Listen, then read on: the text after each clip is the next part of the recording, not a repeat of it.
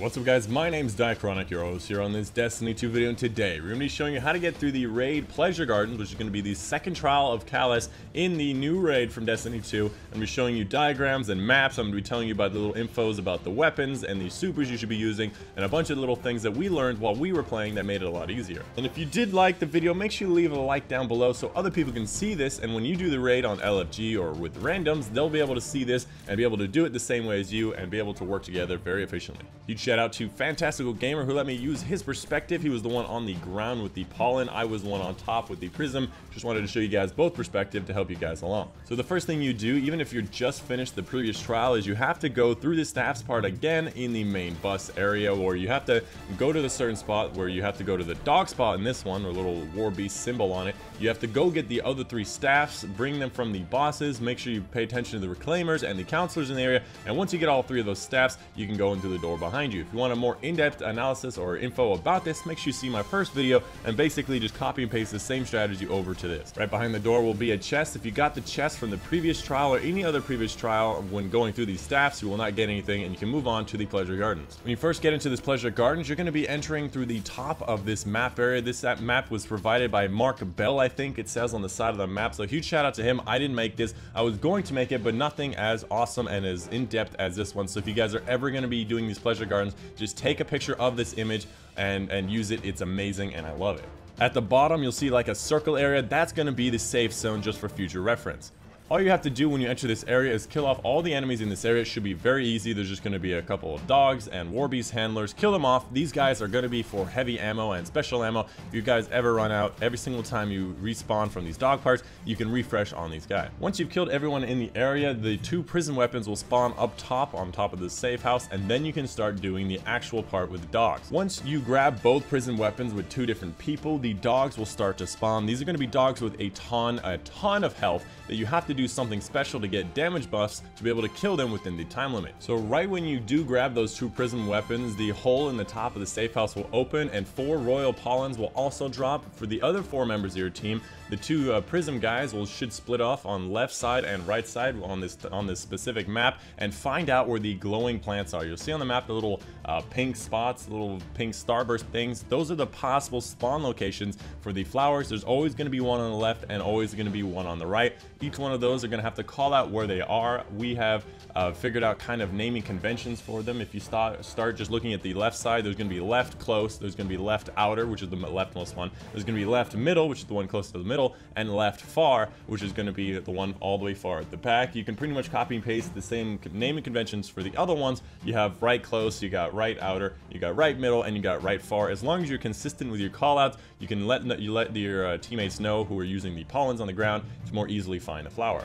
Now, while going through this, you have to watch out for the dogs. They're going to patrol in a very specific set of patterns. You can see the patterns with the dotted blue/purple lines on the map. They're going to patrol back and forth in this. You guys need to figure out what the best and fastest path to get to things. I believe the close and the outer are the best way to get to them is a straight shot to them. The best way to get to the middle and the far ones is to cut through middle area. So if you're trying to get to the left far or the right far, cut through the middle area. There's not going to be any dogs in that area, and it's pretty much a safe zone if you guys are having trouble. So again, I recommend having all 4 of those little royal pollen guys running together as a group, walking around, or actually crouching around. You can actually walk as long as you don't sprint. You're not actually allowed to double jump at all while holding the pollen, and move together as a group. It's very important to coordinate together and move as a group. Once you get to the little purple flower, as soon as somebody gets within range, it will start like a small little countdown, and after a while it will disappear. Everyone has to gather on the plant. The prism people have to shoot it with their prism weapon,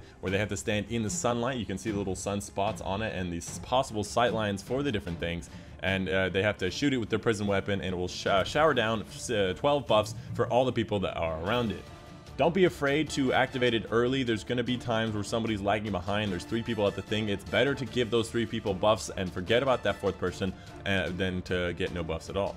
Once you get both the buff on the left side and right side, they will both respawn on a random location on the left side and the right side again. So if you're on the same side, make sure you get that side again, and you can get that 36 and then 48. I believe that the flower can only spawn in 6 times, so you can only get a buff of 72 times. For the most part, we've only really gotten the maximum of 48 times, and on average we get 12 or 24, and getting 24 to 36 every single time should give you enough damage output to kill the dogs. So before you start any of this stuff, what I recommend you do is everyone claim a dog. You can see on the map you can claim every specific dog. What I recommend doing the first time you start off is just let the guys howl, figure out who has what dog. Everybody go run to a spot and say, I claim this dog, you claim that dog, and then whenever the dogs start howling, everyone needs to run to their respective dogs and do as much damage to their dog as they can without killing it. The safe room is only activated 3 times, so after you use the safe room a 3rd time, you can go out to the dogs a 4th time